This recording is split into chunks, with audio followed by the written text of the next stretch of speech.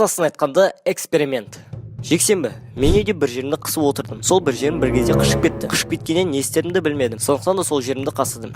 Басқа зат деп ойлаған шығарсыңдар. Жалпы бүгінгі күнді мен максимально экспериментально өткізіп келіп тұрмын. Осыған дейін мен не істемедім деңдер. Қара шайға сүт қостым. Жасыл болып қалды. Подозрительно. Походу сүт сол кезде ашып кетті. Жалпы бүгінгі менің мақсатым ол үлкен эксперимент жасау. Ол үшін мен бүкіл химия кітабының бәрін зерттеп, күні түнімен ұйықтамай, соңына бір базар жоқ экспериментке арналған идеяны табу керекпін.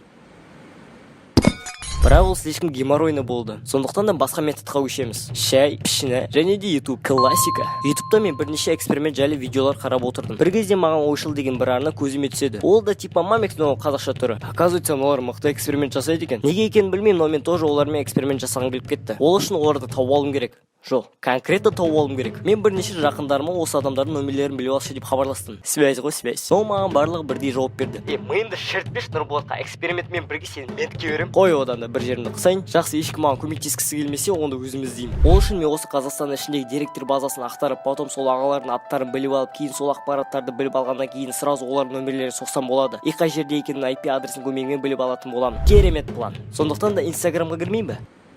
Барлықтарыңа сәлем, біз осы жерде контент түсіріп жатыр. Видеода кездескенше.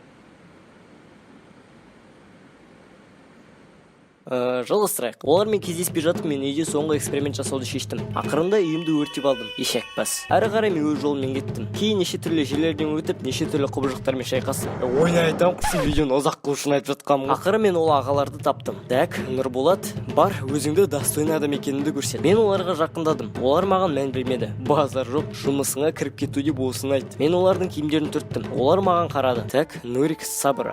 Адамдар бір-біріне қарап тұрса не істейтін еді? Әрине амандасады ғой. Мен қолымды создым. Енді давай бір дені дұрыс сөзді айт. Ассалаумағалейкум, қалайсыздар? Мен сіздің шығармашылығыңызға қызығып осы жерге келдім. Олар күлді де басынан сипап экспериментке болатын бала екен деп айтқан. Олар қуа ма? Оларға мен экспериментке арналған кресло еместігімді түсіндірдім. Олар вроде түсінді. Онда не үшін келдің деп сұрағанда, сендерге көмектесу үшін дедім. Олар жақсы, онда көмектес деген. Ең алдымен олар бір манекенді маған киіндіріп жатқан. Мынау эксперимент па немесе кукла ойнау ма? Кукла ойнау болса тіпті жақсы. Кезінде барбилермен бекер ойнамадым. Біз манекенді киіндіріп болған соң оларды парашютпен ұшырамыз деген. Мәш, манекен оған ақып керек. Сразу мені ұшырыңдар шеш. Олардан парашют алып кетіп секретін жерге қарай жүгірдім. Олар менің артынан жүгірді. Мен былай жүгірдім. Олар былай жүгірді. Парашютпен ұшуға болмайды деген. Мен неге деп сұрағанда, олар сол деп жауап берді. Не деген нақты жауап, Содан соң біз манекенді ұшырдық. Анау-мынау, тұрған жерден отпусти забудь болды ғой. Bir кезде мен бір манекенге байқамай әдейі атып жібердім. Екеуі маған келіп не істедің деп айқайлады. Енді байқамай әдейі атып жібердім, ол кешіретін шығар. Олар да кешіретін ойда жоқ болған сияқты. Мен оларды түсіндім. Олар мені астына қарата ұшырайын деп отқан сияқты болды. База жоқ, сразу все. Bir қарасам қолдарында парашют болмады. Shit. Қысқасын айтқанда эксперимент.